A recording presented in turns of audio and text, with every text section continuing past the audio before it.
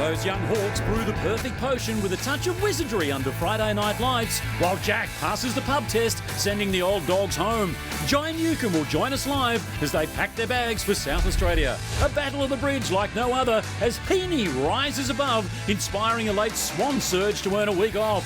The Blues blow it as Brisbane go berserk, racking up a lead which proves too lofty for Bossy. And the Cats turn the power off in the City of Churches as Port's finals hopes and Ken's future hang on a hope and a prayer. Hawks fans are in for a treat as we move the target for premiership heroes Brian Lake and Michael Osborne. We'll look back at some big finals moments in Lordo's deep dive. Plus, Billy's back and he's at the pub. Where else? It's been a huge week of finals, and who better to assess and analyse than our panel of legends? There's Damo. He's a legend. Kano, Lordo and Brownie on the majestic, the magnificent, the all-powerful, the all-conquering Sunday Footy Show. I am so looking forward to the next 2 hours and so glad that you can join us for those 2 hours because finally we've got finals football to talk about after that pesky week off that's known as the bye for the blokes. But let's welcome our panel, starting with Damien Barrett. I think the room's a bit warmer today, TJ, isn't it? I'm feeling it's warmer. Why, because Lordo's here? No, it was frosty last week, wasn't it? Oh, that was because of Isaac Smith. Was it? Yeah. Yeah, it might have been other reasons too. But I feel it's a good field today and I think it should be a good 2 hours. Oh, you're talking about how we all ganged up on Kane. Did we?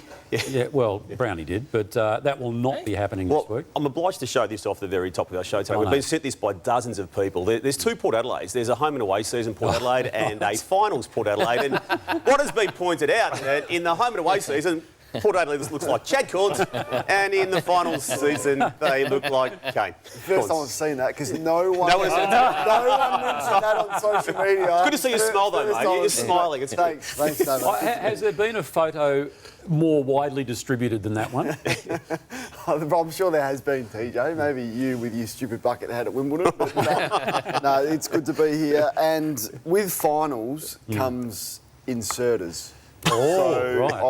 I am really looking forward to... Have a look at him, he's back. I'm really Welcome back, mate. Item number 16 on our agenda this morning is those people who just get the scarves out, these fans that you haven't seen for 5 years, their team's in finals and they're back. So we're going to call them out this morning. All right, then. And you're very, very excited about your What Caught My Eye. Yep.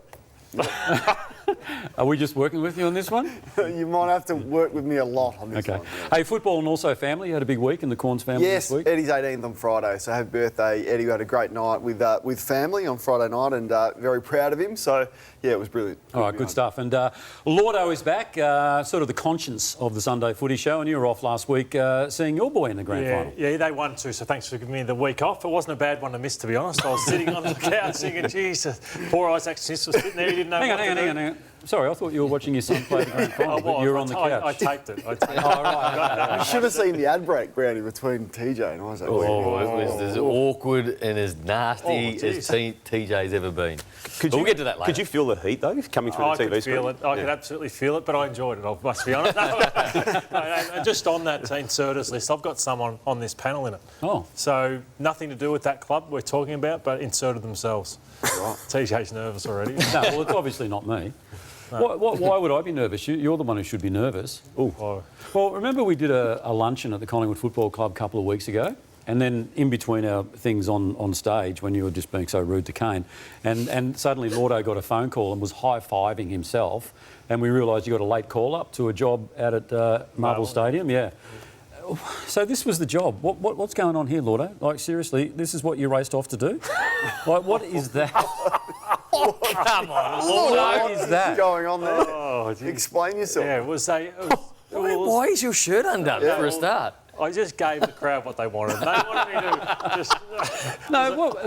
You got... It was a job as a stripper, was it? No. So Lisa's probably at home watching. So it was all about mental health, actually. And I spoke with Anthony Hudson about challenges and things like that. And then at the end of it, that's the shirt, the colours they wear and what they do. And I don't know why they would take it off. So I've just done the... Oh, no way. And then when they asked for photos afterwards, I was trying to do that, and then it kept coming apart. So Take it off. Wasn't the mid for all seasons calendar. No wonder they paid you so I'm much. trying to wind back the clock. Magic Mike? It's Magic Matthew. Lordo. Oh, wow. That is good. Tom Cruise. So, anyway, so to the person who sent me that, I do thank you. Hutto was it? Lucky they didn't ask him to rip his off. I would have thought it was under 16s or 14s, something. Oh, spaghetti arms. Okay. All right. Nathan? Welcome back, Lordo. That's nasty. I didn't say Anthony Hudson sent it to me. I just said he happened to be there. What under the bus? I can't wait to talk some footy because I saw in Sydney yesterday one of the best finals you'll ever see, one of the most informed players in Isaac Keaney. We'll talk about that soon. Can't wait to get into the footy. All right, let's get into the scores and have a look at this opening round of the finals footy for season 2024. The game in Sydney saved us, didn't it? Otherwise, it would have been a bit of a fizzer, really. Geelong destroyed Port Adelaide. We'll get to the fallout for the Port Adelaide Footy Club, and can Geelong win another one shortly? Hawthorn, they are on the march and everyone's behind them. Sydney were brilliant with their comeback in the last quarter, 6 goals to 2. And then Brisbane, it took Carlton just before half-time to actually score last night. So here is the road to the grand final, and we've got a couple of big finals coming up, and the Giants take on Brisbane and Port Adelaide Hawthorn. Then they swap over. So the winner of Port Adelaide and Hawthorn will take on Sydney. The winner of the Giants and Brisbane will then take on Geelong in Melbourne. Who do you reckon at this early stage, Nathan? Come on.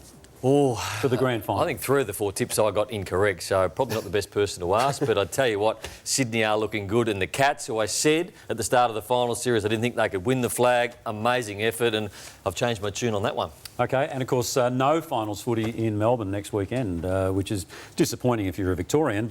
And can I just say, the airlines, Damo, when are we going to sort of regulate this as such where, you know, like through COVID, they were wanting our support, and, you know, coming out of COVID, it's like, oh, help us, you know, we need your help. And then, you know, things like the finals happen in He got the last CEO sacked. Yeah, and then they go and jack their prices up. It's a fair point you raise, TJ, because Brownie's got a first-hand experience of what was happening on the spot on Friday night, weren't you? When it was known then that there was going to be a Friday final in Adelaide next week. Absolutely. And you watched the prices in front of you. Watched the prices rise. go up. Yeah. So when we realised there was a Friday game in Adelaide next week, I wanted to go over a little bit early so we could have lunch at Gaucho's with Damo and have a nice steak. But I watched them go up to $6.75 one-way Melbourne to Adelaide. They're normally around $99 to $109. So you were doing this while the game was on? Yeah. He's multi-talented. Gee, so you're sitting there. Why do you do this when you call Triple M? So, get it with the ball. Why do you do that? I don't do that. Okay, we'll get some video out. All right, let's take a look at the match. And as you say, this is the one that saved week one of the finals in many respects. It was one out of the box. This is one of the great finals performances individually. So Isaac Keaney in the first half, if they didn't have him in this first half, he was clearly their best player. This is mark of the year. If they still paid it in finals, that has beaten everything. He was unbelievable in the first half, and then in the second half, he just took himself to a new level. Clearance work with Chad Warner, but started to go forward, played a lot forward in this last quarter. They needed to kick the winning score. Longmire put him forward, and he was just an absolute genius. 30 disposals, 3 goals, one of the best finals performances I've seen in a long time. He's just so tough. And he said after the game, he just said, I realised I just had to crack in. So the inspiration that he plays with, the fact that he can go forward and be so damaging, but also just win the tough finals footy was there, TJ. Sorry, just before you get on to the final quarter heroics from Sydney, should the mark of the year and goal of the year be included in the finals? Let's discuss it in the agenda later on the show, TJ. It's a good conversation to be had. The other one, that's Damo's code for shut up, Tony. the other one, and not for the first time this year, was Chad Warner. I mean, 14 touches for the first 3 quarters. He had 13 in the last quarter, Damo's man. And without Bedford, who didn't get up in this game, that would have been the matchup. So was that the difference in the game, just the fact that they didn't have anyone to go to Chad Warner late? But he was amazing. And so you put that with Heaney and Warner. But I also thought some of the lesser lights from Sydney late. James Jordan was enormous. Lloyd. Campbell, the super sub. Lloyd, the big goal that he kicked, and some of their defensive efforts. So I thought defensively they were quite poor individually. I thought Mills had a number of poor moments, but in the last quarter, I thought their defence turned it on. And to kick 6 goals to 2 in the last quarter, they did it again, come from behind. Yeah, and if the Giants had won this game, we'd probably have them premiership favourites this morning. Now they've got to do it the hard way, and they did all but win this game. And they should have put the Swans away early. Some bad misses like Toby Green. This is a 9 out of 10. Yep. Should be 10 out of 10 for a player of his talent or anyone playing AFL football. This was a shocker from Peatling. Look at the score, the scoring shot. Should have been 6 goals up, Lordo. Should have been, Yeah. Brownie. And then look at this, 20 points up. So it's just emotional. You just bury teams. Like, that's not the worst miss. But then this one, again, you kill the confidence off. You need to bury teams. You need to bury Warner and Heaney and these types of players and kill them off. And they didn't do that, the Giants, yesterday. Well, when you say that, they would have been premiership favourites this morning had they won that game, we're not writing them off as a They're in good potential shape. premiers. Their game's in good shape. Yeah. And they can go the long way around with the week off before the finals now. It may even be better to keep playing. I mean, they've had the really tough game against the Bulldogs. They'll get Bedford back. I think you favour them at home against Brisbane, and then they're into a prelim final when you give them a good chance. Just on that, apart from Hawthorn, I reckon one of their years they lost their first final. I can't remember it happening too many times, though. Swans might have done it once too, I think, when they were there. Always spice, always tension, always heat, always niggle between these two teams. It blew over into the quarter-time break. Now, I focus here on Jason McCartney in the polo shirt of the GWS Giants there and Tom Papley. This incident, TJ, is being investigated by the AFL. It needs to be. You cannot have an official of one of the teams getting involved in that moment. Now, he will argue Jason McCartney is trying to placate the situation. But Papley bumped into him. I'll have a look at it closely. Have a look. Or can we play it again? Let's play it again and let's have a look. I'll argue that Papley bumped I'll into... argue that Jason McCartney's actually leant in there at that stage, if you want to slow that down and have a look. And he should not be there, TJ, in that moment. Papley's got right away. Well, let's see what was said too between both people, because it will all be thrashed out and flushed out. And don't forget, it was only in 2021 when Jason McCartney entered the umpire's area of a game at Canberra, it was, and was also, the club was fined $20,000 for him putting himself into that situation. There's going to be a ramification to pay of sorts. Now, again, probably a fine would be what would happen again, but this will be looked at by the AFL and possibly today, inside the 24 hours, there'll be an announcement. Watching it over and over, I'll concede that they were both antagonists, but you say that Papley had right away, but Jason McCartney's got every right to be on the ground. I understand that, but So you're a player moving towards your huddle. I feel like the player has right away over the official who's come onto the ground. I agree with Brent. I feel like Papley's got right away there. Yeah. And Jason McCartney shouldn't have made any touch. It's a volatile situation. Papley had gone at it with Toby Green, which was as expected, but that only moments earlier, and they're trying to separate it. And then, again, let's see what the AFL says. It's not the Windy Hill brawl, but... No, but just don't put yourself in that situation. Just on the GWS Giants, Adam Kingsley was bitterly disappointed. Here was him after the game speaking about the loss. No, we didn't play the last quarter. Just like we didn't play the first quarter against Brisbane a few weeks ago, or the first quarter against Melbourne, or the first quarter against Carlton. We only played 3 quarters. We played a very, very good 3 quarters, but it wasn't good enough.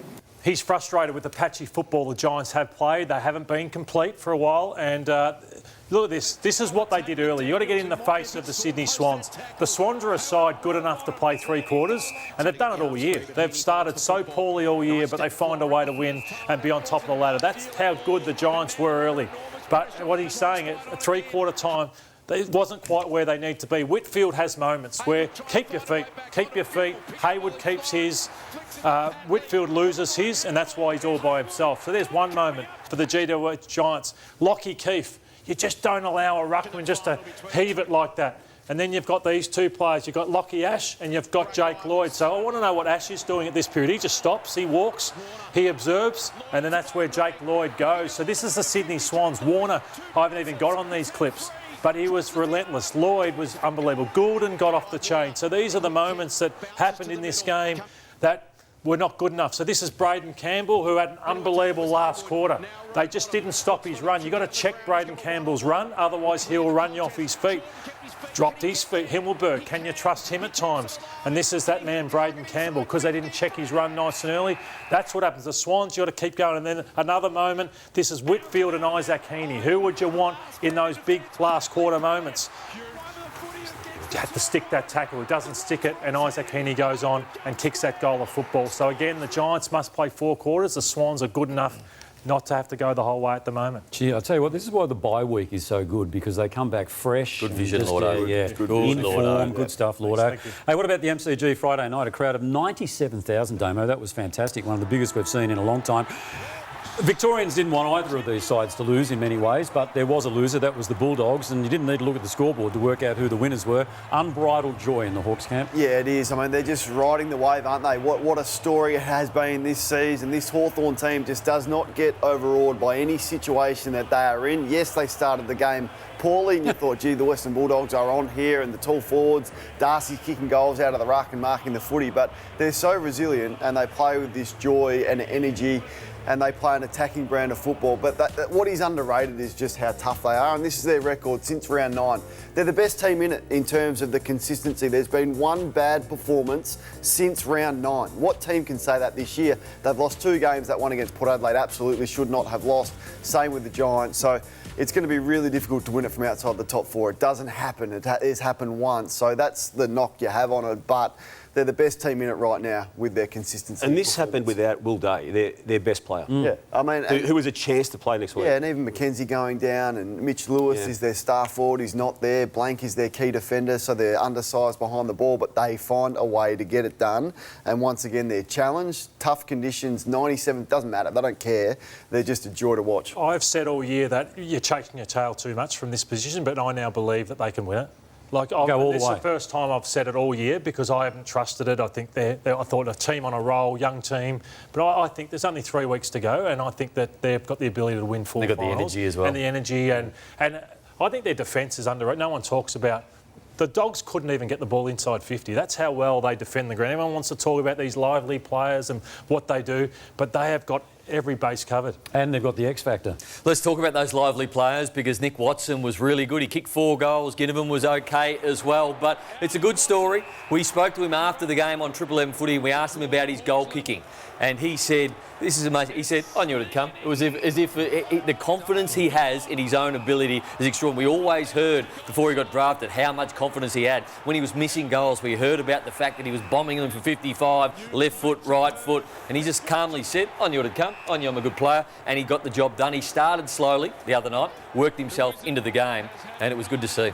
And his mateship and teamship with Jack Ginnivan is now next level, isn't it? They gave away a lot of goals themselves. Yeah. And it's really compelling. I had no issue last year, and others did, I get it, but I had no issue when Jack Ginnivan went to the Moonee Valley Racecourse the night before a grand final. Collingwood did have an issue, traded him out as part of their reasoning. This is the celebration after the goal he kicked in the last quarter for what he did the previous night to that game, going to the London Tavern with a bunch of mates. They have a couple of soda waters and a Parmigiana. So, again, no issue. I had no issue with it. People, I understand, do, but it doesn't matter. Well, it doesn't matter what you do. People did, because there's a fine line, isn't there? Because if Hawthorn had a loss, then we would have been showing it over and over again. Him having a dinner at a pub would have had nothing to do with him not getting a kick had he not got a kick. I don't think he should be there. I just don't. What's the risk reward here? Because we're talking about it. You just don't need that distraction. But just because we're talking about it doesn't mean it was wrong. No, I'm not. It's not a hang your fence. But why would you go to a pub? Now Sam Mitchell says, well, everyone would have gone out for dinner, or half the team would have. Yeah, that's fine to an Italian restaurant or whatever. But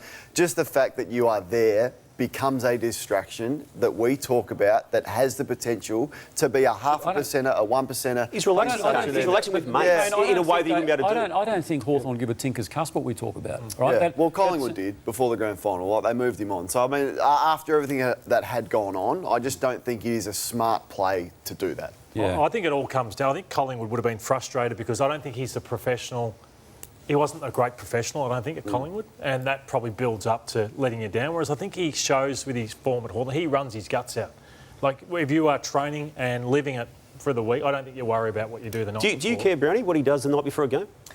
Well, if it was me, I wouldn't have done it, but he is very different, and it is very different with the younger generation today. And if it works for him and Sam Mitchell's happy with it, then and that's all that matters, whether Sam Mitchell. Yeah. My only knock on it is you've got too many would-be heroes that want to make a name for themselves by targeting. That is Kane's point. So if you're not there, you don't have that. Yeah. Everyone's going to... If this was before a grand final, can you imagine how many people would have their phones out, taking photos, posting it to social, then the journos get a hold of it, then it is potentially a distraction. That's the only thing. Alrighty, that wasn't the volcano, but this is the official volcano from the man himself.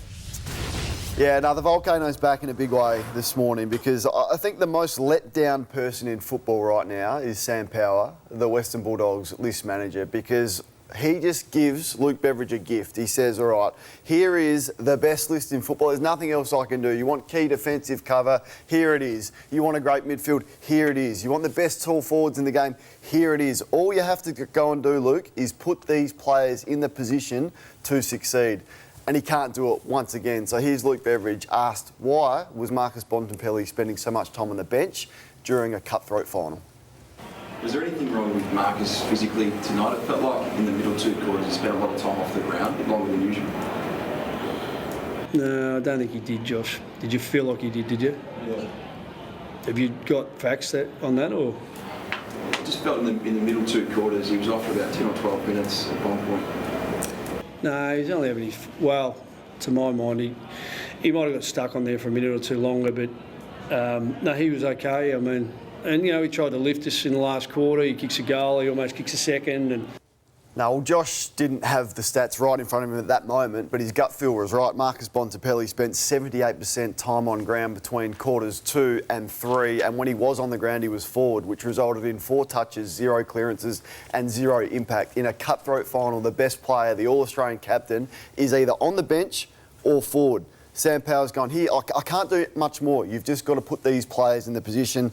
So 3 years in a row they haven't won a final, haven't finished top 4 with the best list in football, the healthiest list in football, and you lose again. But once again, people will let him off the hook and we'll move on, and the Western Bulldogs have wasted another year. Haven't won a final, the Bulldogs, under Luke Beveridge in the seasons outside of the 2 grand final outcomes, 2016 and 21. And these are their last 3 finals. You go back to the horrific outcome in the final 3rd and 4th quarters of the grand final, 2021 against Melbourne. They conceded 16 of the last 17 goals of that game. You go to the next year, they were 40-plus points up against Fremantle in an elimination final. Scoreline at quarter time of that game, 5-5 to 0-1. They lose it. You then get to Friday night, and again, they have conceded a run-on of scores that go 9-10-64 to 2-4-16. That's the last 3 finals that the Western Bulldogs have played in under Luke Beveridge's coaching. It's just not being rectified at all. It's a wasted era. Okay, era. Yeah, 3 years. Whoa. What's this? Hang on. This is our inserter alert. Now, don't try and steal these segments when you go to the other mob, all right? I mean, because these are ours.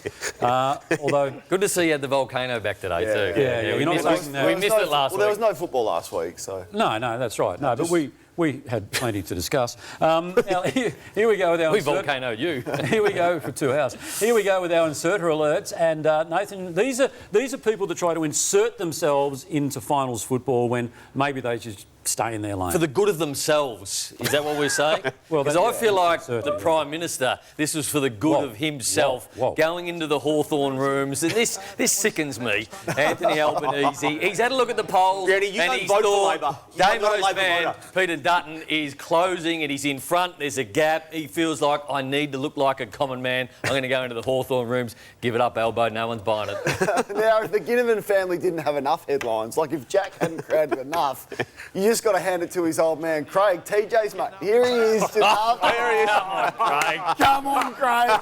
We're going to Adelaide. Bugger off, Craig. Well, he's just gone, you know what? We haven't been in the headlines enough with Ginnivan names, so I'm going to have to insert myself even more. Now, the next one up's a guy who played for 3 footy clubs, Fitzroy and Collingwood. Yes, Woodsy, Tony Woods, you played for Hawthorn as well. You're a mate of this show, but you don't need to get on a microphone after the Hawks get back into the finals. I'm with you, Damo, on another one of his teammates. Big Shorts half, but I've got my eyes on you, Big Shorts, because you finished your career at Carlton. So I'm not sure what Big Shorts is doing in there. Yes, he did try and back away Big Shorts, but you were in there. I'm not sure what you were doing then. Alrighty, now, Sam Groth is a member of the Victorian Liberal Party. So when you're a member of the Victorian Liberal Party, you're in desperate need of relevance. And he found it on the ground yesterday. There he is, look, hugging all the players. Why is Sam Groth on the ground?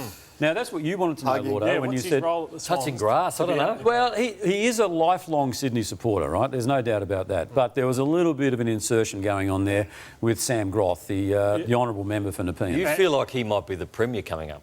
He will be. Don't laugh, Damo. I spoke about someone on this panel as inserted themselves.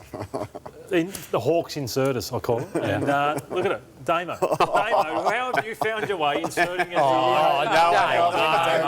I'm based with Brad Klebanski on right of screen there, who's a maniac and a very good friend of mine on the Hawks Insiders, who have been giving me a bit of grief, Lordo. Yeah. They asked me in for a photo. Not about you, Damo. It's not about me. They wanted the photo, Brownie. TJ, there's a couple that were lucky not to feature as well. Just a bit sensitive. Yeah, I know, because... Who? Ariane Titmus.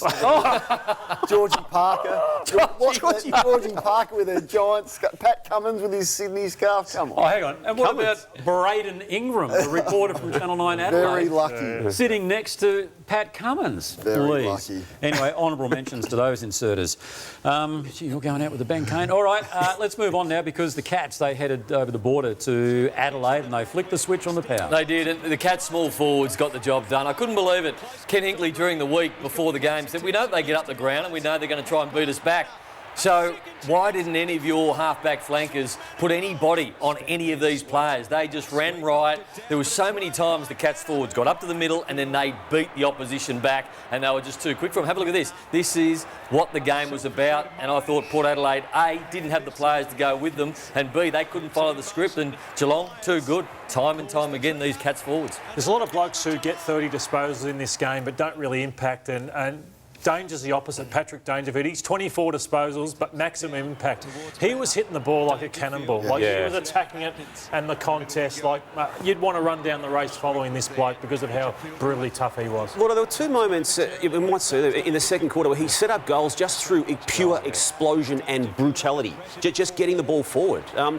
This might have been the moments, just creating something out of absolutely nothing, just through sheer bulk, size and willpower. Yeah, he was amazing. I mean, I said during the call, get him off, because he can't protect him from himself. I was worried. I thought they should have subbed him off, because that's how hard he was going right to the end. Zach Butters was subbed out at half-time. They're only 20 points down at half-time, and he's out with what is now sore ribs. He's been cleared of any structural damage. So I think it's a real challenge for Zach Butters now. A lot of players playing sore at this time of the year. I was really surprised that he wanted to be subbed out, or they subbed him out. I think he's got to really toughen up this week, grit his teeth. Yes, it's going to be sore. Saying he wanted to be subbed out? Well, I think there was some of that. I just think he had to push through that when his team needed him, so it's a challenge for him. You can't do any damage to it. It's just putting up with the pain, and he needs a huge performance on Friday night to respond from this. He's right to go Friday night. Right to go. No structural damage, cleared of scans. The club have released that. So I think what I'd be doing if I was Ken Hinkley after that performance, I'd go, you're not starting Jason Horne-Francis on the bench. You're going Horne-Francis, Butters, Rosie, put them in at the centre bounce to start at TJ and put it on them, because their midfield was absolutely destroyed by Geelong. Well, at the Gabba last night, certainly in the first quarter, the historians were grabbing their fountain pens and their books, and they were about to rewrite the record books. What about this? I mean, no one really gave Carlton a chance, but we didn't think it would be this one-way street. Look at this over the top for Joey Danaher. They couldn't get the ball across halfway. Carlton, they were breaking down. Brisbane's pressure was elite. They were intercepting the ball. There's clearly some players underdone and out of touch like Doherty there, but to kick 60 points without Carlton scoring, it goes down in history as one of the poorest finals we've seen. And if they miss shots again, they'll lose to the Giants in Sydney. And again, basic misses, You've been big on this, Lordo. You can't trust them. No, I can't trust them. I can't, and they're not going to win another 3 finals kicking like this. That's from 50 at least. At least they're from 50, but there were some that were just... Logan Morris with goal square. Like goal square sort of stuff. This is the one. You just cannot miss that. So I said, they need to be at their absolute best and take every chance to beat the Giants the way they are playing. And it led to moments of panic that weren't even related to the goal kicking too, was it, Lord? I mean, they got back to within 31 points, the Blues, and again, no one was suggesting they were going to overrun them, but moments that don't relate to the goal kicking led to that situation. Yeah, started the last quarter. What's the latest with Jack Payne? Yeah, he's got an MCL damage, TJ, and suffered it last night. It did look messy the way he came down on that particular knee and then made contact with the grass, taken out of the game. They just cannot get a crack at it with that defensive post alongside Harris Andrews, Brownie. So, again, they might have to be forced to considering the Darragh Joyce option because they would prefer to go with Payne, I believe, if he's up and running. Keep the medical report coming, Nick Newman. Yeah, look, the AFL will look into an off-the-ball incident after a goal was kicked late in the game. We'll take a look at it now. Lachie Neale ran at him and he turns around and, again, whatever the AFL Match Review Office may want to do to Nick Newman, it has to be looked at what Lachie Neale did, I believe, anyway, in running at Nick Newman. Nick Newman was just minding his own business and turned around instinctively and made contact somewhere in that region to Lachie Neale. I mean, Lachie Neale does get targeted every single game, but no need for that in my eyes. All right, here we go. It's the most nervous few moments of the Sunday Footy Show. It is time for What Caught My Eye, and the king of comedy, Kane Corns, is going to kick us off. All right, let's go. So, TJ, we know about your athletic prowess. We've seen this before. He's getting your back, TJ. This, the white shirt, the big legs. So we've seen this. The handball we know about. This is a disaster, which we've seen numerous times. So, not great at running, not great at football, not great at tennis, certainly with that. This is payback, isn't it? 79 kilometres an hour. You But lose that ball. what we haven't seen is the Shark Olympics. So, had a glimpse into the Shark Olympics. There's TJ going through what I'm calling the... Yeah, it does start with shh, yeah. the Shark... What have you done, Kane? TJ, there you are. Where is he? He's going to try and do some... Where's TJ? He's going to try and jump rope here, TJ, and it doesn't go that well for him, so falls flat in his face. But Hang on. anyway, so what has happened here? I know what's happened. Seven said, for the 4 weeks you've got left on the show, Don't just be destroy funny. it. Just destroy it, Kane. So I've walked in this morning and I've been shown two of the worst caught my eyes I've seen in 8 years, and I've gone, hang on, and they're trying to sell it to me. They just go with this, say this. I'm saying, I know exactly what's happened here. Since I've left for Channel 7, you are trying to sabotage me and set me up with the least funny caught my eyes I've ever seen. So all I can do is apologise. That was in Luke Ball territory. That was shocking. That was This won't be funny. horrendous.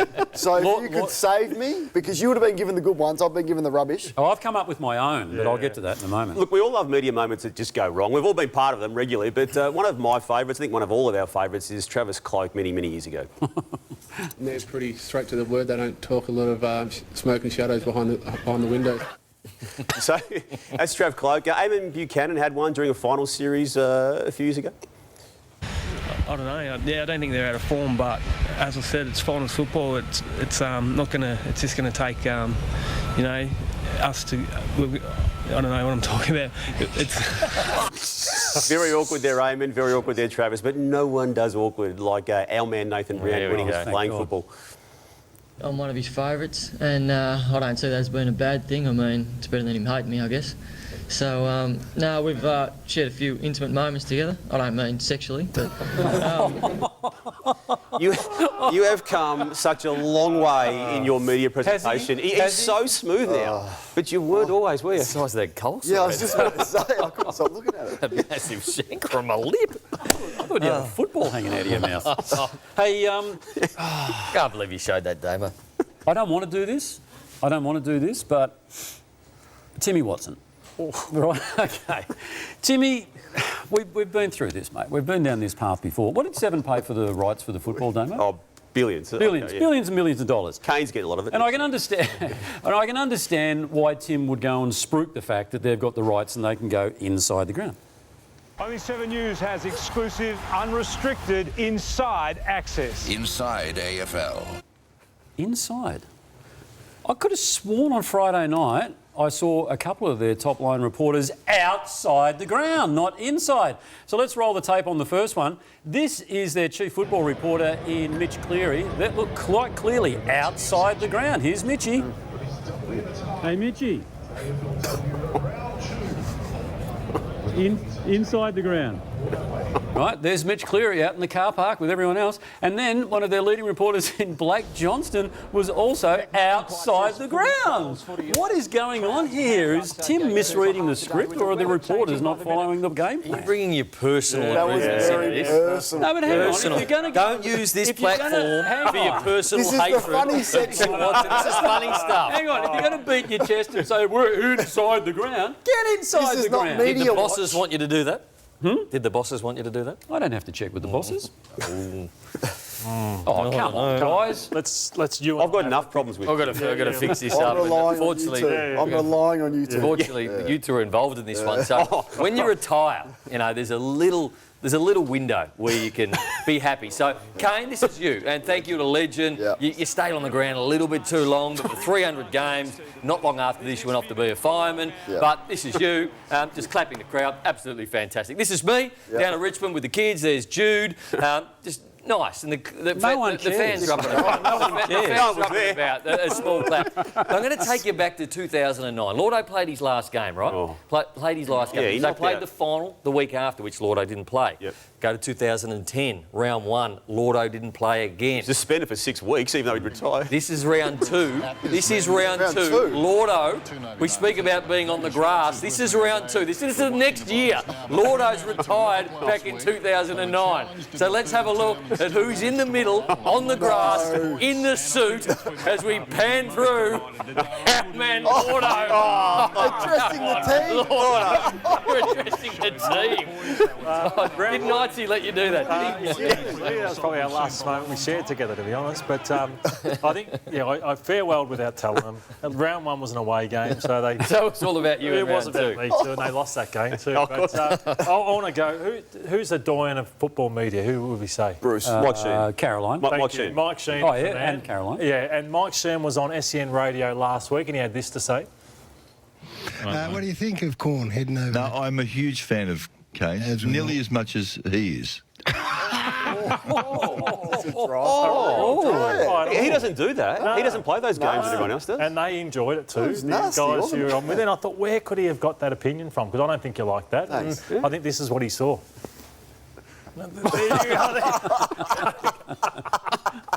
It must have been. I don't know how else he could have had that opinion. That's the only evidence. Yeah. The only evidence he's got. Yeah, I reckon if you get him, they did call him precious over the years, didn't they, Dano? They did. They did. Yeah. I reckon you nail him. Alistair Clarkson called him precious. Yeah. I'll just keep that one in the back pocket. I do like to keep the receipts, as you know, T. Yeah, I know. Speaking of your man, Tim Watson, did you hear the clip he gave Damo on Breakfast Radio the other day? Questioned his personality and the fact that he doesn't have one, and he's leeching off other people with personalities where he works. Did he name him?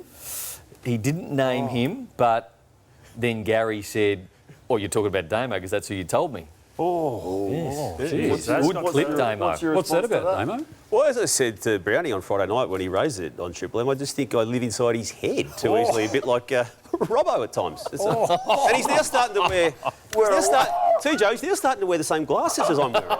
Tim Watson. Out of nowhere, he's wearing these thick frames. We are away here. Just got a text message from Craig Ginnivan. Oh. Won't be reading it out on air, but anyway. He's not happy with you either. Has he calmed down? Not by judging from that text message. I'll see him on Also got a text message from Shane Crawford wanting to know whether you're going to the Army Reserves after the show today. All righty, we're going to take a break here on the Sunday Footy Show. It's a little hot in here all of a sudden, isn't it? I think Mike Sheen's rattled Kane. We'll take a break when we come back. Finals footy to talk about. Stay with us.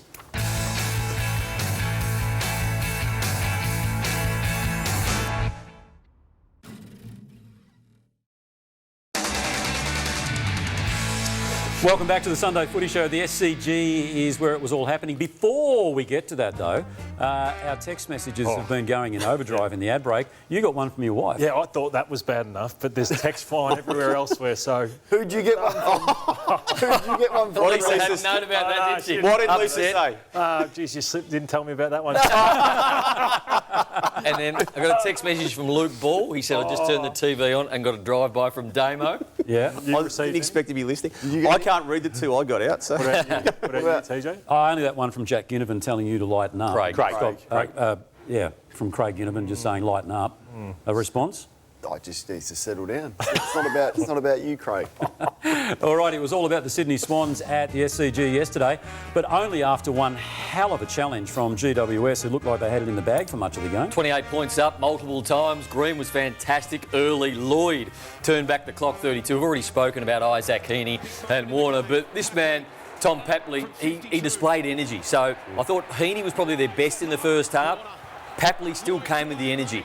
And their three key backs for the Giants were brilliant for 3 quarters, and then somehow they fell down. Jesse Hogan found himself 5 minutes to go behind the play. He was motioning to the bench, do I go forward, do I stay here? I thought they played safe in the last quarter, where Sydney just opened the game up. That's what was needed. We've shown this highlight before. Isaac Heaney was the master. They had some massive moments, didn't they, where they won the 1v1s. Yep. Unbelievable big moments here. And this one, Amadi Davo, he tries to block. Well, I don't know what he's doing, but he ended up with the ball and then kicked the winning goal, because he could have gone for the ball, he could have gone for Taylor, he did neither, but was in the right spot. Three tall forwards are an issue for Sydney. Yeah, they are. I mean, and they're so reliant on Hayward, Heaney when he's forward, and Papley, who we'll get on to now, because you just saw those key moments there. Tom Papley was involved in nearly all of them. For him to do this off the preparation that he has had, and you just got to love this about him. So I think sometimes this sort of stuff overshadows the player that he is. He's a genuine star of the game. If he's not the best small forward in the game, he's certainly 1, 2 or 3. And so, we talk about the infectious celebrations and in the face of the opposition, you'd love to play with him. But what is overlooked is what a star player he is. And on the biggest stage yesterday, he delivered. So they've got several genuine stars, right? A couple of Brownlow contenders. Where do you rank him as their most important player? Well, I just think for what he brings, it's hard to know. But he's overshadowed a little bit by the other 3 midfielders that we talk about. But actually what he means to him and the teammates, and you just love nothing more to play with him. They've still got some issues, the key forwards. I thought the defence was terrible yesterday. I thought Mills' performance was a real issue for them. Some really sloppy free kicks and coming off his opponent. Would you play all 3 tall forwards in the prelim? I think Amadi's vulnerable. I really do. I think Logan McDonald gives him a bit more flexibility, and he's actually was involved in some good stuff yesterday. But Amadi's the one. But he wasn't all year. I know. He wasn't 100%. Amadi. Yeah, he rolled his ankle on Thursday. Yeah, since he kicked 9 against Adelaide, and that was 9 weeks ago, I think he's kicked 9 goals. They've played them all year. I can't see them making a change for a prelim final. It would be a big call. Yeah. But I just think McDonald got him going in that third quarter with that goal out of nowhere. Yeah, he was okay. And McLean backs up in the ruck, so I'd expect them to stay. All right, well, I tell you what, they're both quality outfits, aren't they? They're both quality outfits and both still genuine premiership contenders. We're going to take a break. When we come back, we've got the quiz, got a theme? The quiz, it's players who went to another club and won a premiership. Oh, I was going to say Nathan Brown. We'll take a break. Brownie's quiz is up next.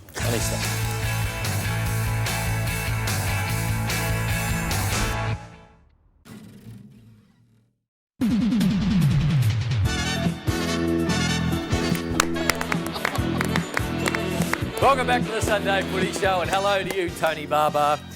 All right, the quiz, and this is brought to you by Sportsbet. $500 on the line for a home view. Why have you got your hand up already? Because in the ad break, they're already accusing me of cheating. That's because you have a history of cheating. You know what he said? What? Some of these will be really easy to get. You just got to get in early. I think his conditioning is to. I want to ask him a random one. Who was a Melbourne player that added to the forward line to win their last premiership?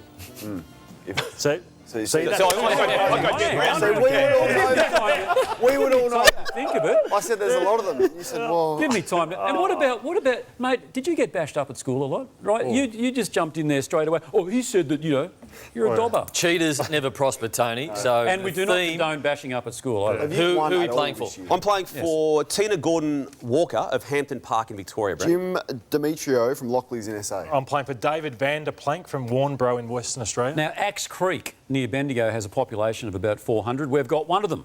Tyson Young is who I'm playing. Just Tyson Young will do, Tony. Thank you. Going for $500. OK, this is premiership players left their club to play in a premiership at a new club. And in his first year after being traded, which defender... Oh, shut up, Brian Lake. All right.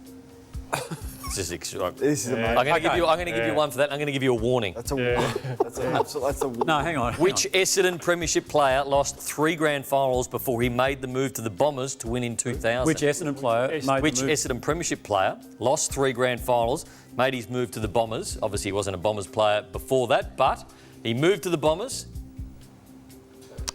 No relation. Was it Rene Kink or? 2000? No, to win in 2000. Oh, Johnny Barnes, sorry. Johnny Barnes, that is correct, Lord Oval. He said Rene King. Did you understand the question? It's my... Essendon, Bombers, and that's where it was. Hang on. No points for anyone on that question. We're going to move on. He loses a point. We're going to move on. He loses a point. The cheating accusations has rattled everyone. You do it again, and we're not being funny anymore, OK? You do it again and there's trouble. No problems. OK? Cheaters never prosper.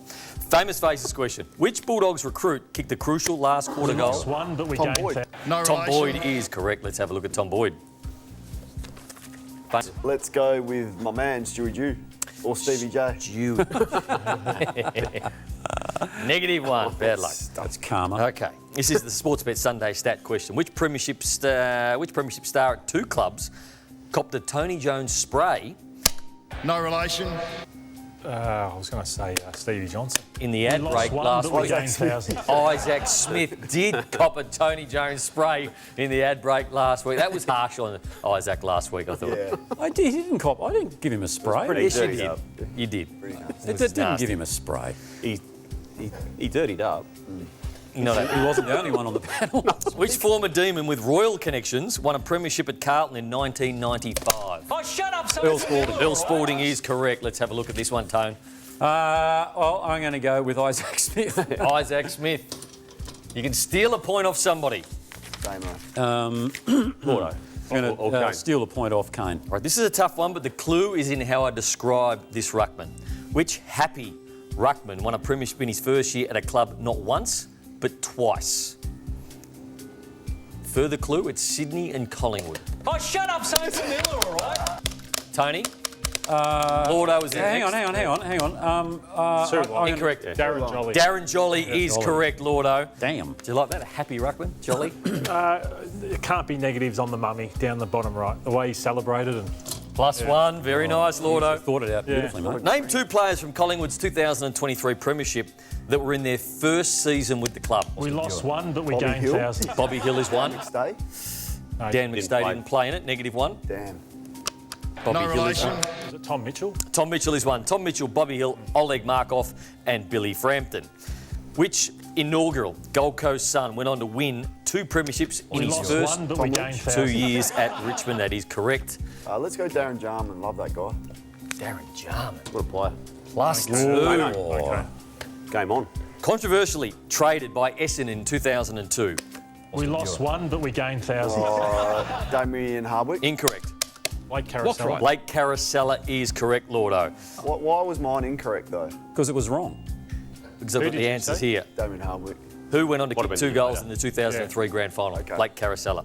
Who lost the 2009 grand final, then won the following year with a different club? My man, Luke Ball. Luke Ball certainly did, Damo. This is the last chance of a big Diesel Williams, please, Briony. The D's. Negative. -3. Brad Ottens had +1. Tom Lynch had the 3. Oh, my Mute. Mel Michael had the run on. And there it is. Okay, let's have a look. All right, so I've just got to go for broke here, -2. don't I? Lordo in rarefied air. TJ 2. It's a watch. I have won a best and fairest at 2 different clubs for 5 points. Oh, shut up, Sophie Miller. Incorrect. You're out, Tony. I have kicked the opening goal of a grand final. I was an inaugural GWS squad member. For 3 points. For 2 points, I was traded to Geelong in 2021 I'm next. and won a premiership How long? in 2022. Hang on. I was going to say You're out, Lordo. Jezza Cameron for 2 points and Kano, Oh, we're even here. you've evened it up. Oh, wow. No, hang on. I'm even too, aren't I? No, you're not. 3 and 2 are different numbers. Tiebreaker question. And this is a strange one because this has come up. Which 2021 D's premiership player was we lost one, but we Ben gained Brown. 1,000. traded in? You going on? Who are you playing for?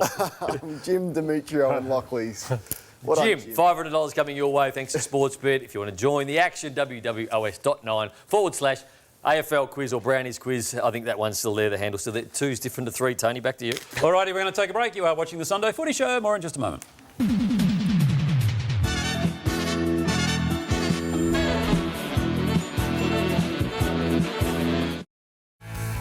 The Sunday Footy Show is powered by Patty's Pies. Sink your teeth into it and celebrate something special. Back to you, Tony. Great Peter Hitchener there, and we did just have a couple of party pies, good didn't we? too. Oh, very nice. Just the right temperature as well. Ones I tell were you, sorry? Which ones were they? Oh, Paddy's party pies. The sponsor. Beautiful Paddy's Parties pies. Are you with us? Yeah. You're Just want to get the sponsor in. Well, you're trying to trip me up. I was. You're an idiot. All right, let's talk about the Brisbane Lions, because they were red hot last night against Carlton. Yeah, they were red hot and kicked 60 points before Carlton had scored, and that came late in the second term. After that, Carlton got their momentum. I thought the sub of De Koning was important. Questions over why he wouldn't have started the game, because he was really impactful. But just on Brisbane, they're now through. They're going to have to go on the road for 3 weeks in a row if they want to win the Premiership Lotto. Can they do it? I don't think so, Kane. I thought their first half was brilliant, but it was against Carlton, who you could see were off the pace of the other finalists. Payne out's a massive loss for them. They'll have to bring Dara Joyce in, and they just don't have the consistency of the other teams. So, yeah, I think they're up against it. Their best is still potentially Premiership winning, though, Lotto, in my eyes. Their best, if they can maintain it. I think the reason they finished fifth is they've been too inconsistent throughout this season. What do they need? Well, I think they need to put the foot down a little bit more, be more ruthless. I think they don't share the ball at times. Even last night we spoke about the mistakes that they made, that they don't put you away. From a personnel point of view, I mean, you know, like Collingwood need a key forward. Do Carlton need any? Because they seem to be. I mean, on paper, it looks like a really good team. Yeah, I think a second back is an issue for them, but aside from that, I think it's pretty good. He puts a worry. I thought he had some really ordinary moments. And you look at their bottom sort of 2 or 3, Answorth, Fletcher, not much. McKenna's a worry for them as well. So it's probably like your bottom 5 or 6, how good they are is going to decide who wins it. But Damo, the Blues, do we know anything more about the Blues this year? We're no clear, are we?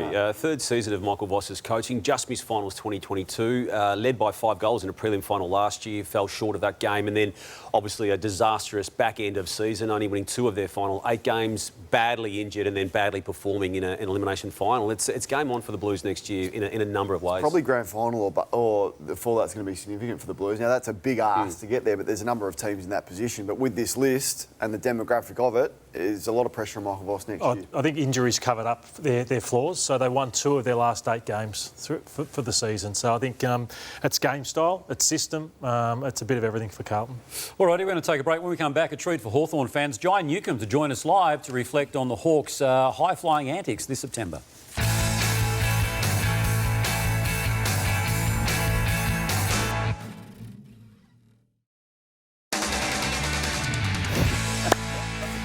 Welcome back to the Sunday Footy Show. Kane just dropped a funny. Why can't you be funny on air? Well, I've got to come up with my own material because I've been sabotaged. Oh, you have not. What about this match as we move on? Because Jai Newcombe is going to join us very, very shortly. In fact, in about 30 seconds from now. But the Hawks, as I say, they are flying at the moment. Yeah, quarter time, they're down by 2 goals, but then it was all Hawthorn after that. It was a domination. Watson, Deere, McDonald, they've had options all year in that forward line. Jai Newcombe was best on ground by a long way. Lloyd Meek, I thought, was second best on ground. What a recruit he's been for the Hawks, and Massimo D'Ambrosio, brilliant as well. Another recruit. So Jai Newcombe does join us out at Waverley. Jai, congratulations. You stormed home in the home and away, but it's another thing to do it in a big final. Talk us through what the experience was like. Yeah, it was a pretty cool night on Friday. Obviously, packed MCG, big crowd for a lot of us. First final for a lot of us as well. So. It was pleasing for the boys to be able to put a strong performance together and get the win. Just showing some of your highlights here. I mean, their midfield was really strong and had bigger names, to be fair, with that Will Day than what you did. But the preparation to take them on and basically beat them up inside. Give us an insight into that. Yeah, definitely. Obviously, they got a few quality players that have rolled through there all year. And I think sort of our strength as a midfielders that we've been pretty even balanced across the season. We sort of haven't had anyone stand out every week and being reliant on sort of one player being, sharing the load really well, and that was pretty much what happened again on the weekend. It was nice to have sort of 4 consistent contributors across 4 quarters, and Mika was massive for us as well. Obviously in the rough battle, did a great job, and set us up for a good game. Just saw that stoppage goal that you kicked. Not sure if you could have seen it, but was there carnage in the celebrations? Did you break Ward's nose in those celebrations? It's not broken. It's got a nice bruise on the front of it, though. A bit of a clash of heads. Wasn't ideal for the big fella, but he's all right. Hey, Jai, I was critical on the call of Jamara Ugle-Hagan. I just didn't think he competed hard enough. But down the other end, Cal Shadir in his first final, he's been one of the stories of the season. It wasn't just what he did marking the footy, but it was his ability just to never get outmarked. Just his progression as a player must have really surprised you. Yeah, he's been super for us. I mean, the whole way across the year, his contest work's getting stronger and stronger. I thought he was the lead on the weekend.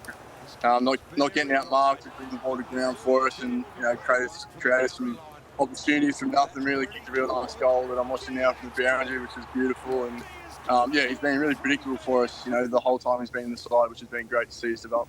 It was a daunting task with Norton, Darcy, Ugle-Hagan, as Lordo's spoken about, but your defenders were fantastic, and in particular Scrimshaw and James Sicily, completely undersized, but just got the job done again and again in the air when the ball came down. Yeah, they've been elite all year. I mean, Scrim in his one-on-ones has been outstanding for us this season, been super reliable, and Sis just did what he does best and reading the footy really well, setting us up. When they do intercept, obviously both elite kicks. Carl Amon was super, especially early for us. The credit to the boys, obviously, very, very important players for them, and to be able to nullify the way they did was pleasing for us as mids to then get involved as well. Joy, you just mentioned some of the collateral damage in your celebrations with what happened to Ward before, but you've had paparazzi shots this year, you've had Marby or Chol leapfrogging over Nick Watson, and you've had Jack Ginnivan opening a fictional can of beer on the weekend. Where does that fit in your rankings of the celebrations that you guys have been getting up to?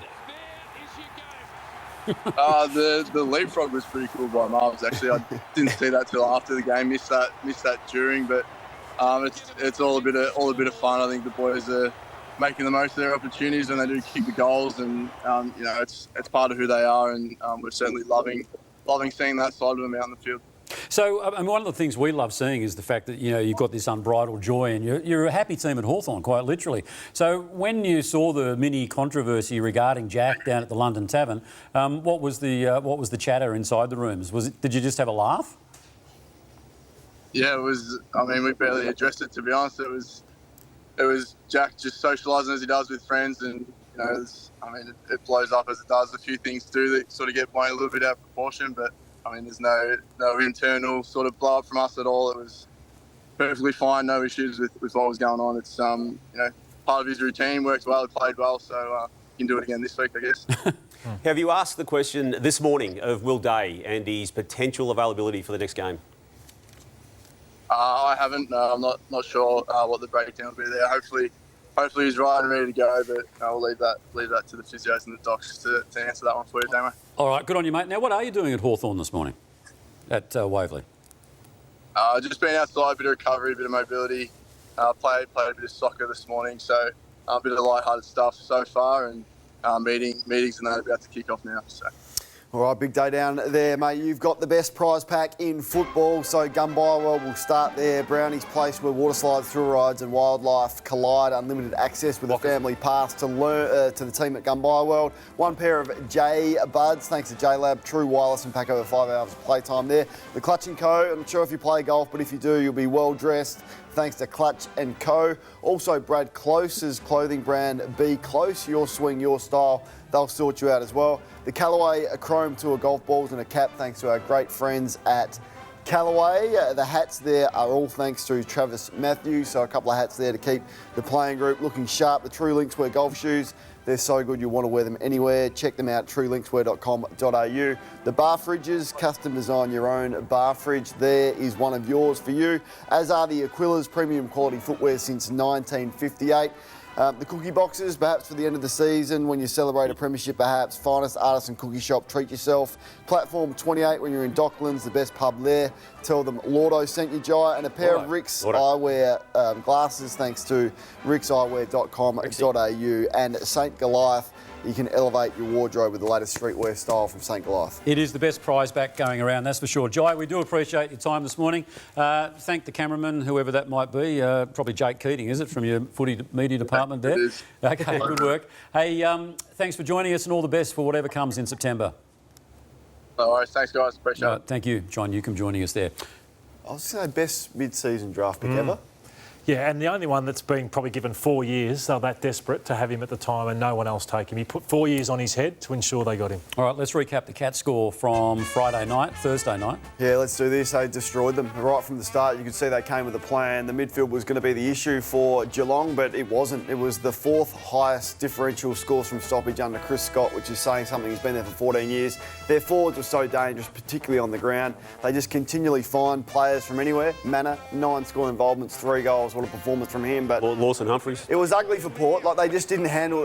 Zach Butters wins the first centre bounce clearance, handballs it to Willem Drew. He fumbles it. and that was the start of a disaster. And this man, Max Holmes, Nath, what a game. It was brilliant. He's been half-back, he's been wing, he's been on ball, but the other night, on ball, and his pace just really hurt Port Adelaide, particularly his pace out of stoppage. So centre bounces, ball ups around the ground, and have a look at this. He was just running all night. So really low numbers for Port Adelaide, and when you allow this man to have 28 touches, he is going to carve you up, and it was just synonymous with the game. Max Holmes, I thought, was just about the best man on the ground. Sorry. I was going to say, when sometimes when these guys come into the game, they have a narrative around them, and it was that he was an athlete, and then they were going to hope he's going to become an elite footballer. He's a footballer as much as as an athlete, and that's what they have realised very quickly. Oh, he's become almost the most important player. That's how good he's become. The other one is Jeremy Cameron, and he forms a Karcher high-pressure matchup against Alir, and I thought Alir was too loose early. He sagged off that goal of the year that he kicked. He's too far off. So Jeremy Cameron won that battle. Look at that, 19 disposals, 4 goals. That's huge from a key forward. All right, and Karcher, I'll tell you what, that squeegee I used for the windows. It's good, yeah. Mate, Annette had me yesterday doing the splashback in the kitchen benches. You can use it for just about anything. Get yourself one. And I supported you out there, unlike a few others. Yeah. Melbourne-based guys, yeah. Well, Kane had a good excuse. Yeah. All right, we're going to take a break here on the Sunday Footy Show. More in just a moment. Deep dive next.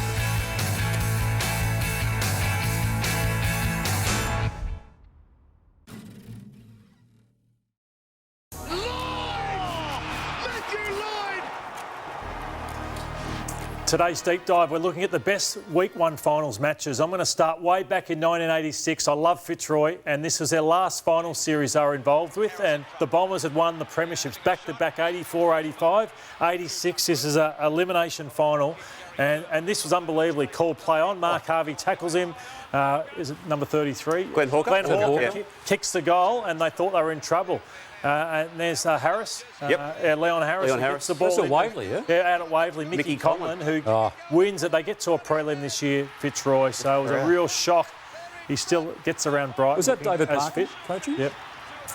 Look at the scene. Yeah, amazing scenes for Fitzroy. There's Michael Reeves as well, but some great names there. Richard Osborne playing for Fitzroy. 1990 TJ, of course, Collingwood and West Coast in the opening final, which was a draw. Unbelievable. I mean, some moments in this game, including one of the best goals you've ever seen in a final from our man Peter Dacos with his new perfume, which we love. But Aftershave. Peter Sirmich kicks a point, or has a shot after the siren to actually win it for them. He doesn't. He misses. Yeah. So it's delayed a week, and all the other finals are pushed back a week. Amazing. So it was the final 5 system at this point. The next year it went to final 6 with Adelaide coming in, but Collingwood won the rematch by 59 points. And that game effectively, TJ, brought in the rule that then had overtime in finals, which happened in 1994 for the first time. North Melbourne and Hawthorn at Waverley. And of all the games that Wayne Carey played, this may well have been his best ever. And again, there may be another 12 games in that conversation, but he was unbelievable this day. Kicked 4 goals, racked up 32 disposals, 10 marks. He was there right at the end too when it went into the overtime period. This is all in the regulation time. It's a famous game because it ended up the ball with David King late, but just look at what he was doing to Chris Langford on this day before the siren went with scores locked together. He'd already established himself as best on ground and then did it again in the extra What was Kingy doing late? Well, Kingy grabbed the ball and then didn't kick it quickly enough for Dennis Pagan's liking, but this was the absolute sealer in overtime that gave North the win. They then lost later in that final series to the Geelong with that famous Gary Ablett mark in the goal square with a moment to go. Yeah, they were as good a highlights as you'll ever see in a final. I agree with you, Damien. One of the best performances ever. 1999, I want to get Brownie's take on this because he played in this game. It's Mickey Malthouse for the West Coast up against the Western Bulldogs. Look at the tension and the emotions in the box.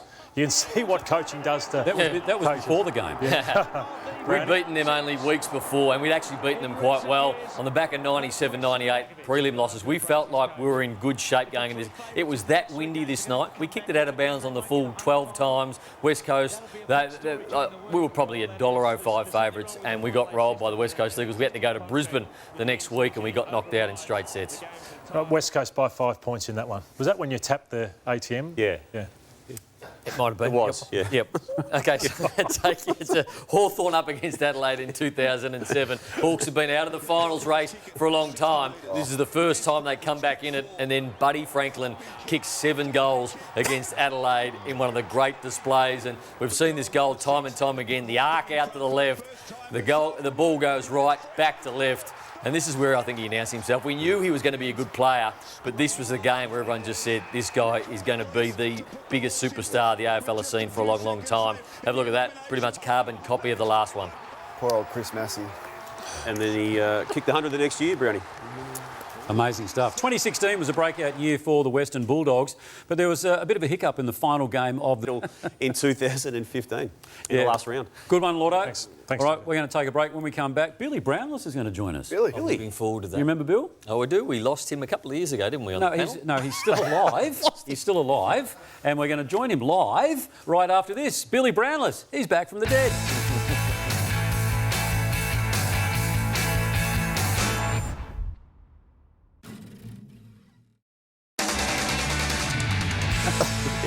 Welcome back to the Sunday Footy Show. You know, we just have a random quiz here. Pick a reality TV show, and you can back it in that Billy Brownless has been on it. And now he's joined us here again, rejoined us. You told everyone he was dead. He's not. He's very much alive. In fact, he's down on the promenade at Crown there. Bill, welcome back to the Sunday Footy Show. Thank you, Tone. And yes, Nath, I'm still alive. I'm here. I'm looking fit. I've lost a lot of weight. I've been walking up and down the promenade here. And I'm at Crown. It's all happening at Crown, boys. It is. So what are you doing there per se? Because I know, is that the Atlantic you're outside, is it? Spot on, the Atlantic here. We had a lovely brunch because Crown is turning 30. Can you believe that? Wow. 30 years old. And it's all happening here, as I said, at Crown. It's a huge milestone. But there's also another huge milestone I think we can talk about. What's that, Bill? That happened. Well, it happened 30 years ago. That happened 30 years ago, Tone. Here it is here. The monkey's off the back. Here we go, your king of Geelong. And look at this, 4 seconds What was Libba saying to you? Libba was just inquiring about my family, just to see how they are. Here we are, 75 metres out. The siren's gone. Billy! Thank you, Sandals. The monkey's off the back. Don't worry about that. Look at John Barnes trying to get me. And I had a nice gathering here at the Atlantic this morning. We had brunch. I had brunch. Had all my family. Yes. All my family and friends. There they are there at the Atlantic. And they loved it. Oh, that was it. And they're still here. Say hello. There they are. Yes. There's all my family, friends. They've come from everywhere. Geez, I haven't caught up with a lot of them before. They've grown a lot. I'm sure a few rubber band stories there as well, Bill, that you delivered to them. Rover, yes. But, Bill, have you still got it in you? Like, how far could you kick these days? Oh, mate, I can still kick it over the silo. I could still kick it along here. There's a lot of people here. I don't know if I should do it here around. Bill. Yeah. Go on, Bill. Go on, you can do it. Hey, I'll tell you what you should do. Kick it towards Jeff's shed because they've got the big arms expo there this weekend. So mate, there's 5,000 security. They'll take me away. Don't worry about that. But do you reckon we'll have a crack? We'll have a crack at it down here. Do it. Out the front of the Atlantic. Hang on. Just take a picture of the crowd. I'm going to get changed. Don't slip over, Bill, when you kick. All right, thank you, Damien. Hang on, I'm coming. Hang on, wait. Oh, hang on. Wait for Capello. Oh, no. Please have a top on. We're coming, boys. Please have a top on. No, I've got a top on, Damo, don't worry. Where are you, Bill? We can't see you. Here I am. Don't worry about that. Here we go. And here's the monkey. The monkey's on the back. Here we go. Righto. Here it is. We need a goal to win. A point will only draw. We're 75 metres out at the Atlantic here at Crown. And get out of the road, Libba. Out of this, Libba. Geez, this is fantastic. Here we go. 80 metres out. We need a goal to win. You ready? Yeah. Here we go. Oh, bang! Yeah!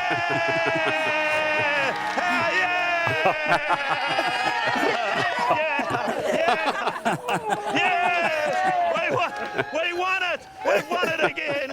Well done, Fat. 85 metres out, we've kicked the goal after siren. I got no idea who they are. I've got no idea. Is that your original jumper you wore on the night, Bill? Actually, have a look at this. It's actually the 1995 one. It's the next year. This is the actual jumper. Yeah. And I still fit in it. I still fit in it. How good's that? That's great. Do you miss us on Sunday mornings, Bill? Not at all. Not at all. Well, Billy... No, I still watch the show. It's a great show. There is a vacancy on the panel. Kane's going to Channel 7. Have you got any advice for him?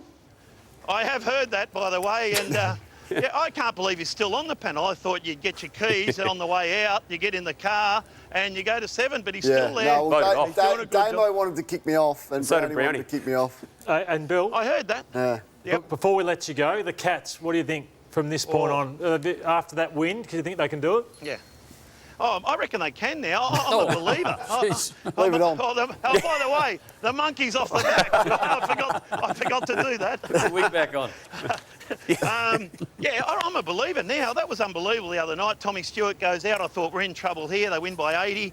And just those first year finals players, they were outstanding, plenty of run. And I tell you what you need to win finals. Here's a secret for you. I don't know if you blokes are over this. You need a mosquito fleet, like Carlton of the old days.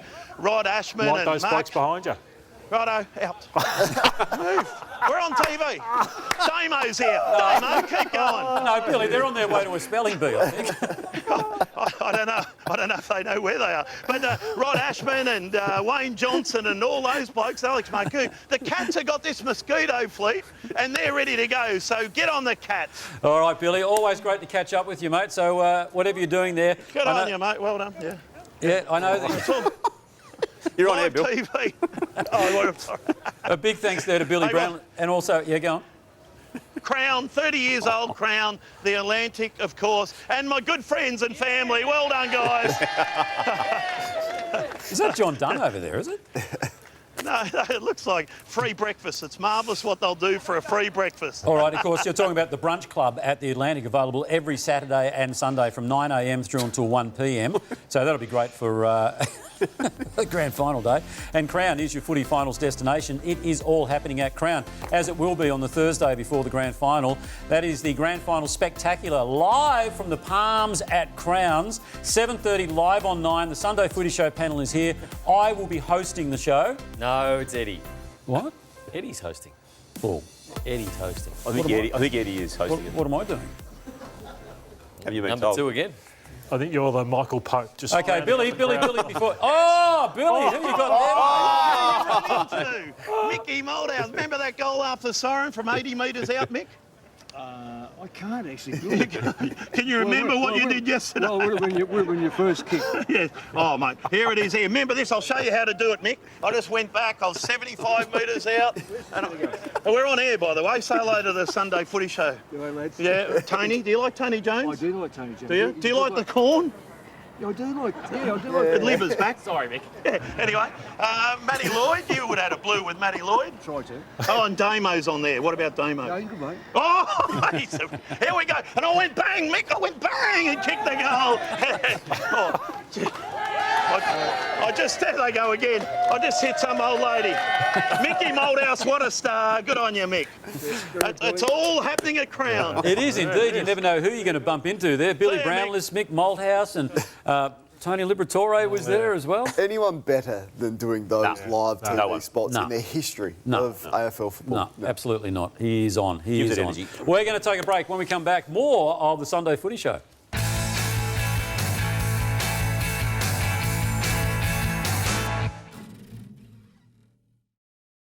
I'm Talia Hickey's #1 fan.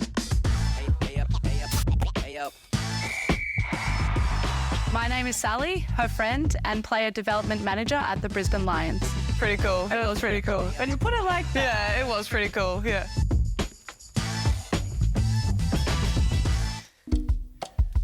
I remember the moment I met Talia. It was back in 2014. She was shy, but it didn't take long for her sassiness to come out.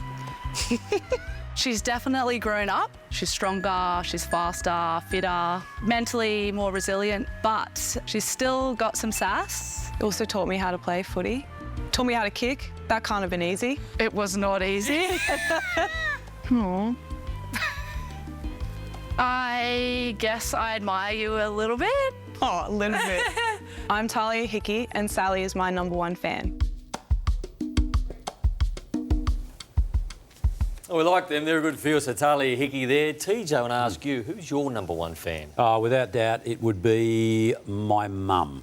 My mum. In fact, I said to my wife last night, I had a story on the news last night, and my mum texted straight away to say, lovely story, son. And I said to my wife, God's honour, I said, who's going to pump my tyres up when mum goes?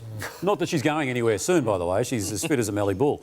But, yeah, she's by far my biggest fan. As you said, your mum was. She is. I think most people's mums are. Yeah. Your mum would be your biggest fan, Matthew? Yep. Yeah, your mum would be your biggest fan? Yeah. Oh.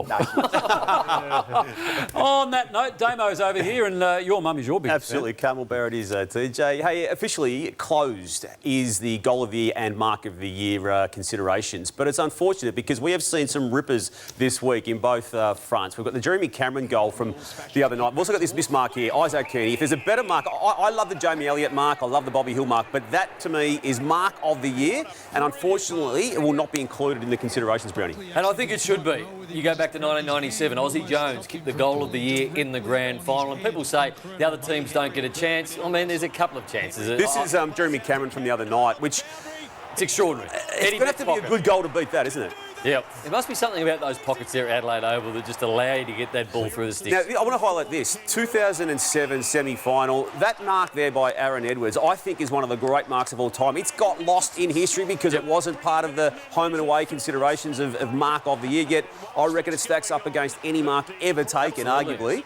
And that Aussie Jones goal that you're referring to, Brownie, that was here in 1997. It is one of the great goals So ever they have done it before. I wonder why the change. Look, it's all the sponsorship and the commercial reasons, but I just think it could be extended for beyond just the confines of the 23-match, 24-week home and away season, because we're not going to have goals like this officially recorded. Hey, Jake Stringer, we know that Essendon at this stage is only offering 1 year. He wants 2 years. He's opened up the market. The Sydney Swans, Lordo, as we reported during the week on Footy Classified, are open to the possibilities around him once their finals campaign finishes. Collingwood has got a gaping hole up there in the forward line that Craig McRae has said in a generic sense. Kane, do you like the possibility of a Collingwood or Swans or someone else taking Jake Stringer? Look, I don't mind it for them, but I think it would be a poor look for Jake to leave this footy club. I think he'd have to ask himself, have I done everything possible to be the best player at Essendon? And why is it that they are only offering me a 1 year deal? So I would say, look, if I can get super fit, have a great pre-season, have a big year next year, there's no reason why he can't be at Essendon for the next 4 or 5 years. But just to jump ship again because Essendon is saying, well, you've let us down in the past, we can't trust you with a 2 year deal, I think it would be a poor look. But Collingwood need a key forward, though. Why would they go with a medium-sized forward again? They've got enough of them. They need a key forward. They need someone that's 6'4", 6'5", they'd be able to kick to. I don't think Jake Stringer's that. Hopefully McStay with a full season can be that. But even he is, what, 6'2"? He's not bigger than that, He's not a big key forward. He is a medium-sized forward. But Collingwood's history would suggest they don't normally go for veterans. They normally go for youth, don't they? So why wouldn't they go scouting the country to find some 19, 20-year-olds? Just wonder, they're all in on the older blokes next year. Yeah, true, yeah. Yeah, so they might have one last crack at it. Saturday of last week where Melbourne finally put a line on the Christian Petrarca situation. He is staying and there's no revisiting of that for this particular trade period. And then yesterday he used his social media and it was good for the brand to be seen again with Melbourne people at a Melbourne AFLW game. So Kate came at the end of a week too, TJ, where Kate Roffey stood down as chair of the football club. Speaking of AFLW, some magical moments unfolding so far this season, and we're only 2 weekends in. Jess Webster to join us right after this to take us through some of the moments from the weekend just gone. Yeah.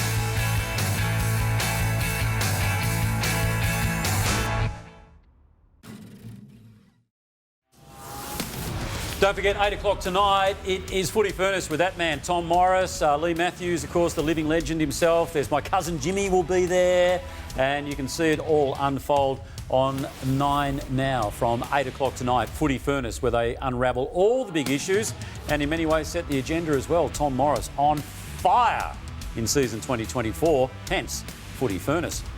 But right now, AFLW time, Jess Webster joins us. And I tell you, this season might just be the season where this game just goes whooshka. I absolutely agree with you. Like already in the first couple of rounds, we've seen some really surprising results, and round 2 kicked off at the MCG on Friday night, which was so great to see AFLW on the big stage. Kirsty Lamb playing against her old side for the first time. She was part of an 11-player trade in the last off-season, kicked the very first goal of the game. The Power absolutely dominated the Dogs. They won by 40. Julia Teakle, talk about taking your moment on the big stage. She kicked a career best 4 goals, and unfortunately, a bad injury to their skipper, Janelle Cuthbertson, who took over the reins from Erin Phillips. Scans have confirmed yesterday that is an ACL injury, and she will miss the rest of the season. Just awful news for Port Adelaide. And on Saturday, this was a big response from Brisbane. They got smashed in round 1 against North, and they came to Casey Fields to take on the D's, and Dakota Davidson kicked 3 goals. This is not easy to do at Casey Fields with Gale Force wins, and she slotted her 3rd from the pocket. Ali Anderson broke the record for most disposals in a game with 43. And at Victoria Park, Collingwood took on Hawthorn for the 2nd week in a row. Hawthorn have broken their record for highest ever score and biggest ever margin. They beat the Pies by 47 points. Unfortunately, came at a cost. Casey Sheriff, one of their star recruits from Melbourne, she was in a moon boot post-game, and she'll have scans on her ankle. And Anya McDonough up forward, a nasty collision. We'll see that in a moment, where she did cop a knee to the face, but her left wrist got trodden on, and so she will get scans on that as well. So 2 big injuries in the space of a couple of minutes in the last quarter soured Hawthorn's win. And just quickly over in the West, the Bombers got their first win of the season against West Coast Eagles, as we see Anya McDonald in the hands of the trainers. But this is a good response from the Bombers. They were without their skipper, Bonnie Toogood, in this game, and coming up against a West Coast outfit who coming off a thrilling 1-point win against Richmond last week. But that was a big win to the Bombers to get their season off to a good start. And Maddie Prespakis led the way in the midfield with 27 disposals. So quite a few surprising results. This was a great goal, just kind of, the good tap it back to herself from Sophie Alexander and slotted it home. So that has spread her contributors up forward. But just lots of twists and turns in this competition already, TJ. What do you think the game on Friday night, what sort of message did that send to the AFL, do you think, by having it at the MCG? And I know you hate the term curtain raiser, but as a entree to the main... As a double header. I think it's great. Look, I love these scenes post-game. The girls really, lapping up the atmosphere. It wasn't the greatest spectacle. So the Dogs didn't score a goal in this game. And sorry, probably wasn't the greatest advertisement for the competition. I personally would love to see more AFLW on the big stage. I would like us to be a little bit more strategic in who we put on the big stage. And there's multiple factors in why it's great for women's football. 1, the atmosphere and prestige of playing at the MCG. 2, stadiums do protect you a little bit from the elements, so wind, rain if you're at Marvel, and also the best surface can really showcase women's footy. So not the greatest game it was on Friday night, but I would love to see more women's footy being played on the G. Plenty of Hawthorn celebrations Friday night. Jack Ginnivan, not to be outdone, the girls probably trumped him. I have a contender for best celebrator in the game. Aileen Gilroy, Irish star for the Hawks. This is round 1. Just a little thank you very much salute to the crowd after kicking her first goal. And then yesterday, the first goal of the game in her 50th milestone game. There you go. Just signaling the goal herself. And this her second, another snap around the corner. First of all, she just lets the crowd know how many she's kicked already. But I love what happened next. The cameras didn't quite capture it there, but put her boot up on her teammate's knee and just gave it a little bit of a boot polish. Would the Hawthorn coach be a little angry? Because I hear he's a real angry sort of a bloke. he can be, actually, yeah. Who is it? Yeah, it just happens to be a relative of mine, my older brother. But yes. he can be a bit. He needs to smile a little bit more. But he said actually in his post-match press conference yesterday, he was frustrated. I'm like, you're just another record win in your second game. But no, he's really enjoying his time there, and the girls are flying. So. Hey, Jess, North made a statement last week, beating Brisbane, the grand finalists of last year. A big bumper Sunday, heading with North today. Yeah, we had a Super Saturday yesterday, and we've got a Super Sunday this weekend. So lots of games to look forward to. But North Melbourne, they handed Brisbane, the reigning premier, their biggest ever loss in the AFLW competition last week by 44 points. They'll back it up against another top 4 contender against Geelong today. I'm really looking forward to seeing St Kilda and Sydney. Both had round 1 wins, and can they make it 2-0 to start 2024? So lots more footy to be played today. I can't wait. Fantastic, Jess. We'll see you next Sunday. Fabulous. Good work. Now, you might recall last week we told you about Swish. This is the innovation whereby the fans can actually connect with the sporting superstars. And I know, Kane, that you might send out messages, for example, for birthdays, anniversaries or whatever it might be. Volcanoes. I'm sorry? Volcanoes. Do you do volcanoes? Very popular, the volcanoes. Gaz's house for dinner? No. So you're charging, what are you charging? Well, I forget what it was anyway. So anyway, if you want us to do a message for you, we put a price on it last week of $250. Not one taker. So we've lowered that down to 150. It could go even lower by grand final time, I think. But anyway, just log on to heyswish.com and don't forget 100% of what we earn goes to charity, my room. 10% of whatever's earned also goes to charity from the Swish Group. And now time for Damo's Animal Fact. Hey TJ, the dogs were washed on Friday night by the Hawthorn Footy Club, and this little doggy got a wash of a different kind. And Brownie, you'll like the innovation of this dog. He just sees this car wash moment and he won't get enough pats at home, and he's just decided to get the back rub this way himself. I love happy. the ingenuity of that dog. Looks happy. He's a very happy dog. He's a good boy. Bevo? He's just getting No, I don't think it's Bevo, Lauder. No. Getting a bit of love after a rough night the other night. Oh, Lord. You're on your own here, Lauder. Finish it off, Lauder. All right, the handball is next. We've got a couple of Hawthorn Premiership stars. Written, spoken, authorised by Matthew Law. See you soon.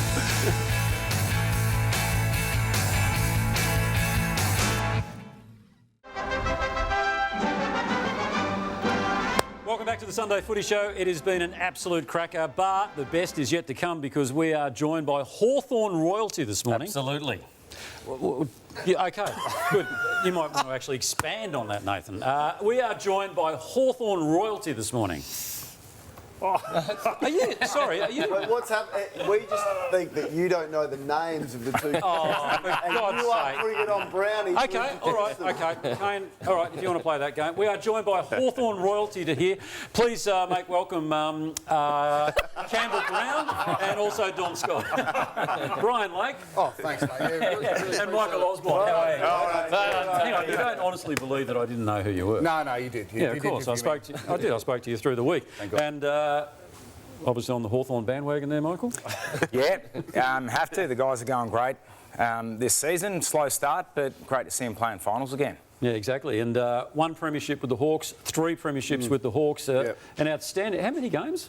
54 at the Hawks, yes. What's your maths on that? Like one premiership for every 16 games? Maybe 18. 18, yeah. Unbelievable. And still coaching now. Yes. How'd you go yesterday? Yeah, no, we lost the first semi.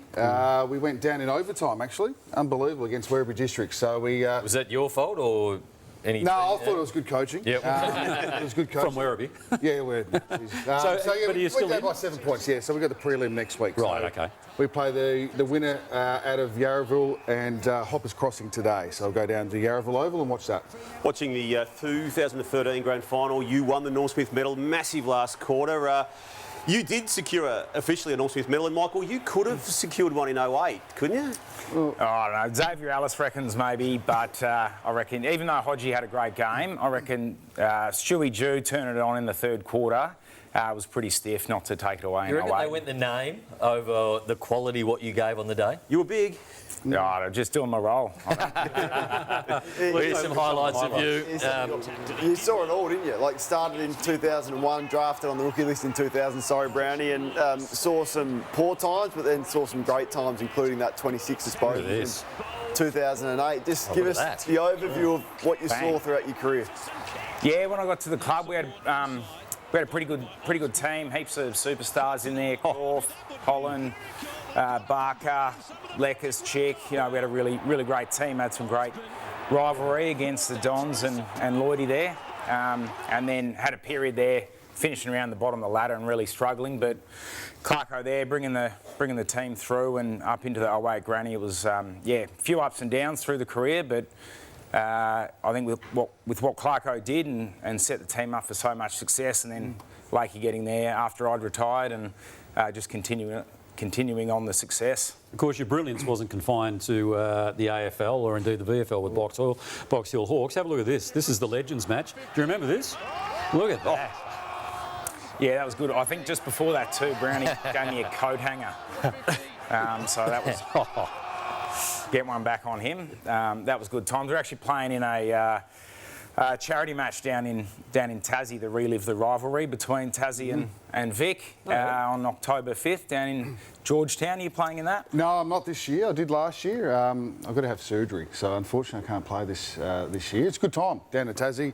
The guys do some really good work down there. I was sorry, Brent. I was on a panel with a former Hawk, one of your ex-teammates, and they were talking about Sam Mitchell's evolution. As a teammate, he didn't have rave reviews about him in terms of his lack of empathy for people at times. He can't believe the way he's become as a coach.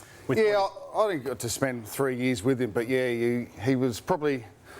He admits when he was first at the football club, it was all about he was the first one on the track and the last one to leave, and just set the standards. He couldn't understand why everyone else didn't live those standards, and probably his relationships with maybe supporters probably wasn't the greatest either. So times have changed, and you've got to be able to build relationships, and that's what he's been able to do. And knowing him, with all the celebrations they do now, it would have taken him a little while to get used to that and buy into that, but.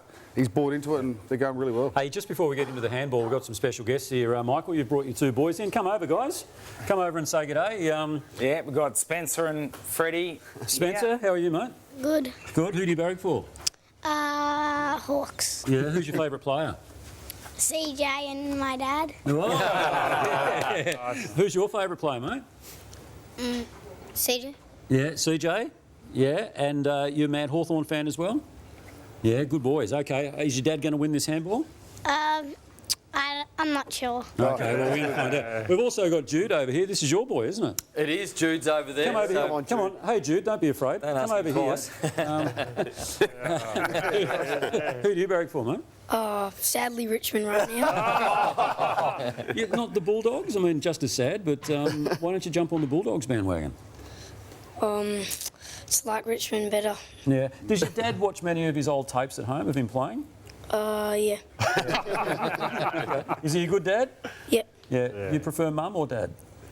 Both. Oh, good boy. Good boy. Okay. All right, let's move the target. So you're playing for this. There's some great prizes, the best prizes in the business, and you'll take away the winner. Sleep comfortably on the only mattress recognised by NASA. Temper delivers true, restful sleep night after night. The difference is Temper, and Jason Nicholas, you wouldn't meet a nicer guy in the world who runs the show out there, and a set of custom-fit AI smoke golf clubs thanks to our good friends at Callaway. The set features the Paradigm Driver, Odyssey White, hot putter. You sleep well on the Temper and you play the greens well during the week. Unbelievable combination. Stuff. Okay, we've tossed the coin. You're going first. No, Michael's going Michael, first. he's right there. Okay. Look at him. Move to the target. Right hand, left hand, whichever one you prefer. I'll put the balls down for you. Oh, that's a good start. Oh, Spencer's happy. Wow. Oh, here we go. Unbelievable. Goodness. Never seen this. Sign him up. Here comes the Temper. 7. Oh, come on. 27. This is like Brisbane and Carlton. 7. last night. 34. And 7. And that is 41 at the moment. So Cooper Sharman's 82. He's halfway to the big prize pack at the moment, and the pressure is right on Lakey. Oh, what do I do? You're up. Get it through the target, mate. Yeah, I know. I'm going to start with my worst hand here first, right hand. Oh, toes. Oh! 7. Oh. Okay, you're not out of this. Generous. Oh! 14. Unlucky. He's blown up too. 5. I've gone to water. 19. No. 7. Yes, you have. 26. Brownie. And 7. And 33. Okay, so set the scene for us. What does Michael need to actually become to the draw? overall leader? So he needs 42. 2 bullseyes. So he needs 42, needs to get to 83 to be the overall leader. And this is on the opposite hand to what you did first up. I don't have an opposite hand. Oh, sorry. Wow. Tony does. Oh, here we go. 46. 7. Oh, 54. 53. 7. 60. 7. 67. 2. 69. And that is it. Very good score, though. 69 up against 33. So, Lakey, chance a here, little bit of an opening here. Yeah, it is. It is. Left hand. Oh, 7. it's not bad. 40. A bit more on it. 5. 45, eh? 7. 52. 7. 59. Now he can draw if he gets a bullseye. Drilled that one.